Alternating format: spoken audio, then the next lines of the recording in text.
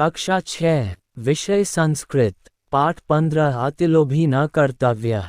इसका अर्थ है ज्यादा लालची मत बनो। एकस्मिन् देशे कश्चिद् राजा आसीत् तस्य नाम मायादासः अतिलुब्ध स दरिद्रः इव जीवित नयति स्म। एकदा कोऽपि मुनिः मायादासस्य प्रासादम् आगच्छत्। नृपतिः तं मुनिं सत्कारेणातोषयत्। नृपतिना सत्कृतः सन्तुष्टः मुनिः अवदत् नृपते स्वस्त्यस्तु ते अभीष्टं वर वरय इति। मुनि ने उक्तः सः भूपतेः लोभेन प्रेरितः वरम् याचत। मया स्पृश्यमानाः पदार्थाः सौवर्णाः भवन्तु इति। तथास्तु इत्युक्त्वा मुनिः अन्तर्हितः। मुनेः वर लब्ध्वा गृहं प्रविष्टः मायादासः तत् स्थितानि वस्तूनि अस्पृशत्। तेन स्पृष्टानि वस्तूनि सद्यः एव सौवर्णानि जातानि। तद् दृष्ट्वा सः निद्रामतुष्यत्। ततः तस्य महती पिपासा जाता। सः जलं पातुम् उद्यतः अभवत्। तेन स्पृष्टं जलमपि सुवर्णपिण्डम् अभवत्। साधूक्तं न मृषा भवति। तस्मिन् अवसरे राजकुमारी कुसुमञ्जरीमादाय तत्रागता। पितः अतीव सुन्दराणि मानि कुसुमानि इति चावद। नृपतिः तां मञ्जरी करेणास्पृशत्। तेन स्पृष्टा मञ्जरी सुवर्णमयी जाता। तद् दृष्ट्वा कुमारी दुःखिता अभवत्। सुता समाश्वासयितुं प्रवृत्तः सः मायादासः तां के उपवेशयति स्म। हन्त कुमारी सुवर्णप्रतिमा सञ्जाता। मायादासः शोकेनोच्चैः व्यल्पत्। तदा भाग्यात् स एव मुनिः नृपतेः पुरतः प्रत्यक्षः अभवत्। मायादासः तं प्रणम्य महर्षे कृपया दत्तं वर निवर्तयतु। ई कुमारी मम जीवितम् इति न्यवेदयत्। इसका हिंदी अनुवाद कुछ इस प्रकार है। किसी देश में एक राजा था। उसका नाम मायादास है। वह बहुत लालची था और एक गरीब आदमी की तरह रहता था। एक बार मायादास के महल में एक ऋषि आए। राजा ने आतिथ्य सत्कार से ऋषि को संतुष्ट किया। राजा द्वारा सम्मानित और संतुष्ट ऋषि ने कहा, हे राजा, आपका कल्याण हो।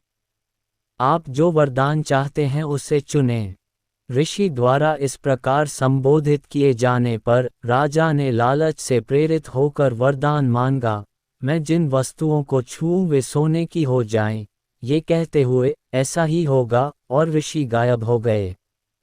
ऋषि का वरदान पाकर मायादास घर में घुस गए और वहां की वस्तुओं को छुआ। उसने जिन वस्तुओं को छुआ वे तुरंत सुनहरी हो गईं। वह ये देखकर सदैव प्रसन्न रहता था। तभी उसे बहुत प्यास लगी।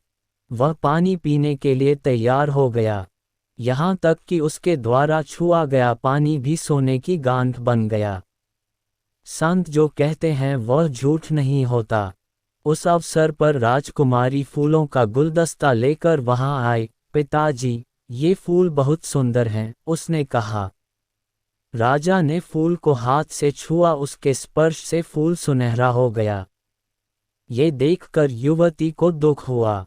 मायादास अपनी बेटी को सांत्वना देने लगे और उसे अपनी गोद में बैठा लिया। खैर, कुमारी स्वर्णिम छवि बन गई। मायादास आवेश में आकर जोर से चिल्लाया। तभी दैवयोग से वही ऋषि राजा के सामने प्रकट हो गए। मायादास ने उन्हें प्रणाम किया और कहा, महर्षि, कृपया उपहार वापस ले लें। ये कुंवारी मेरी जिंदगी है। उन्होंने बताया। महर्षि अवदत्, मायादास, त्वया सुवर्णस्य महत्वं गणितम् वस्तुतः तत् तुच्छम्। उद्यानात् जलमानय तेन न सिक्तानि वस्तूनि पूर्वावस्था प्राप्स्यन्ति। इत्युक्त्वा मुनिः तत्रैवान्तर्हितः। मायादासः उद्यानात् जलमानयत्। तेन जलेन सिक्तानि सौवर्णानि वस्तूनि स्वा स्वा प्रकृति प्राप्तानि। अनुमयपि मंद हसन्ति पितुः मांसं तोषयत्। सत्सम उक्तम। इसका हिंदी अनुवाद कुछ इस प्रकार है। महर्षि ने कहा, मायादास, तुमने सोने के महत्व की गणना कर ली है। वास्तव में यह मामूली बात है। बगीचे से पानी लाओ। जो चीज़ें इससे नहीं भिगोई गई हैं वे अपनी पूर्व स्थिति में वापस आ जाएंगी। इतना कहकर ऋषि वहां से गायब हो गए। मायादास बगीचे से पानी ले आया। उस जल में भीगी हुई स्वर्ण वस्तुएं अपने स्वरूप को प्राप्त हो गईं। अपने अनुमान के बावजूद वह मंद मंद मुस्कुराए और अपने पिता के मन को संतुष्ट कर दिया। सत्सम ने कहा, अतिलोभो न कर्तव्यः स तु दुःखस्य कारणात्। इसका हिंदी अनुवाद इस प्रकार है, अत्यधिक लालच नहीं करना चाहिए, लेकिन ये दुख का कारण बनता है।